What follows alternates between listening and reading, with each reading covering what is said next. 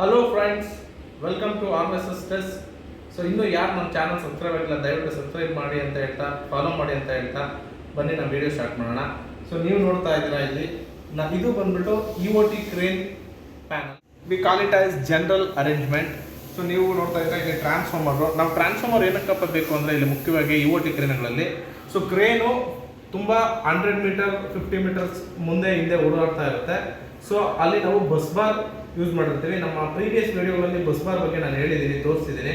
So ನೀವು ನೋಡ್ಬೋದು, ಓಕೆನಾ. ಸೊ ಅದಕ್ಕೆ ಇಲ್ಲಿ ನಮಗೆ 450 ವೋಲ್ಟಿಂದ 220 ವೋಲ್ಟಿಗೆ ನಮ್ಮ ಕಂಟ್ರೋಲ್ ಸಪ್ಲೈಗೆ ನಾವು ಸ್ಟೆಪ್ ಡೌನ್ ಮಾಡ್ಕೊಂಡಿರ್ತೀವಿ.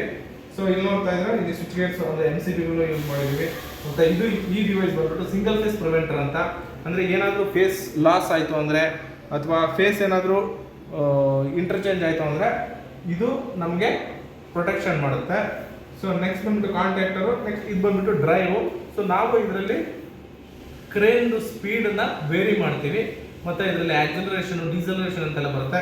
ಸೊ ಇದರಲ್ಲಿ ಪ್ಯಾರಾಮೀಟರೇಷನ್ ಮಾಡ್ತೀವಿ. ಸೊ ಇನಿಷಿಯಲಿ ಓವರ್ ಆಲ್ ಆಗಿ EOT ಕ್ರೇನ್ ಸ್ಮೂತಾಗಿ ರನ್ ಆಗಬೇಕು ಅಂದರೆ we have to use drive. So ನಿಮಗೆ ಈ ವಿಡಿಯೋ ಇಷ್ಟ ಆಗಿದ್ರೆ ಲೈಕ್ ಮಾಡಿ, ಸಬ್ಸ್ಕ್ರೈಬ್ ಮಾಡಿ. Thank you for watching.